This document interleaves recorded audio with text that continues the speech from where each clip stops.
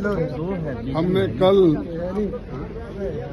एक कोशिश की कि जब हमारे अमित शाह डिस्कशन कर रहे थे, हमने जब वो डॉक्टर बाबा साहब अम्बेडकर के बारे में बोल रहे थे,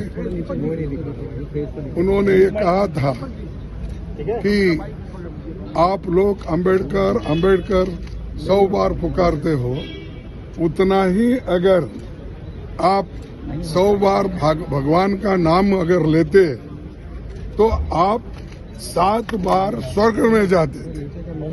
यानी बाबा साहब अम्बेडकर का नाम लेना ये गुनाह है और उनकी बनाई हुई संविधान को विरोध करना उनकी मंशा थी। यानी वो क्या बहुत बड़े आदमी थे? आप भगवान का नाम लेने का काम नहीं कर रहे, अम्बेडकर अम्बेडकर बोल रहे, ये ऐसा उन्होंने बात किया। तब मैंने हाथ उठाया, तब उनको ईल्ड होने के लिए कहा, लेकिन मुझे वो मौका नहीं मिला।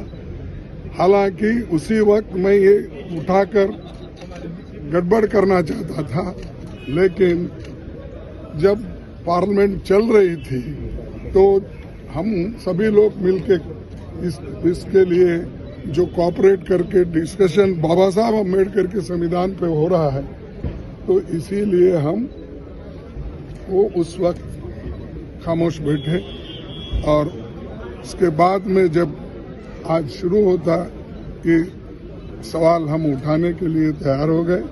आज आपको मालूम है, सुबह भी हम पार्टी के सभी पार्टी के लोग एक होकर जो बाबा साहब का अपमान शाह ने किया है वो गलत है, इसीलिए आई डिमांड हिज रेसिग्नेशन।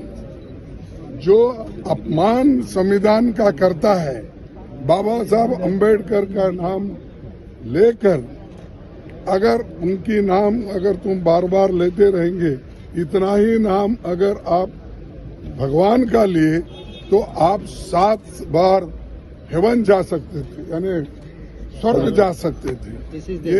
ये कहना, ये बात कहकर बाबा साहब का अपमान किया, संविधान का अपमान किया। और वो मंशा जो उनके दिमाग में है कि उनकी जो मनुस्मृति की आइडियोलॉजी है वो और आरएसएस की आइडियोलॉजी जो है वो दर्शाता है कि वो खुद वो बाबा साहब अम्बेडकर के संविधान को रेस्पेक्ट नहीं देना चाहते हैं।